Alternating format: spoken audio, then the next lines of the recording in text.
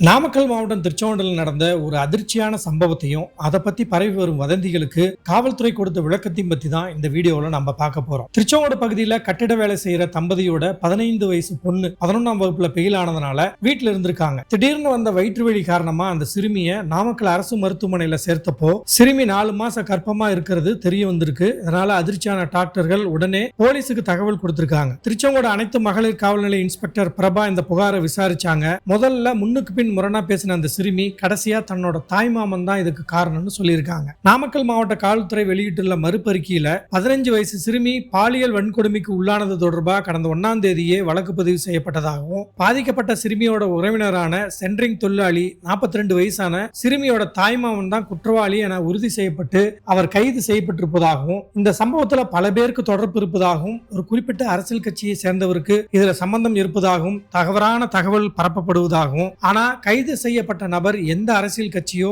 அல்லது வேற எந்த அமைப்பையோ சேர்ந்தவர் இல்லைன்னு காவல்துறை திட்டவட்டமா தெரிவிச்சிருக்காங்க. சோ தேவையில்லாத வதந்திகளை நம்பாதீங்க, உண்மைக்கு மாறான தகவல்களை ஷேர் பண்ணாதீங்க. உண்மை செய்திகளை உடனுக்குடன் தெரிந்து கொள்ள நம்ம விஎம் டாக்ஸ் அபிஷியல் பேஜை ஃபாலோ பண்ணுங்க, லைக் பண்ணுங்க, உங்க நண்பர்களுக்கும் ஷேர் பண்ணுங்க. என் பிள்ளையை கெடுத்துட்டாங்க. எடுத்தது யாரும் சொந்த மச்சனை. அப்புறம் பிள்ளை 11ஆவது பையன் மேல பிள்ளை பேர் சொல்லிடுது. அது அந்த இதுதான் எனக்கு இதுவரை தெரியுங்க. நாமக்கல் ஜிஹெச் போய் இருக்கிறாங்க, குழந்தைய எடுத்துட்டாங்க. இதுவரையில எந்த ஸ்டெப் போலீஸ் எடுக்கவே இல்லை. எனக்கு நீதி கிடைக்கணும். இது எல்லாமே என் மச்சனை தான் காரணம். என் பிள்ளை மாமன் பேர்ல தான் சொல்லுதுங்க.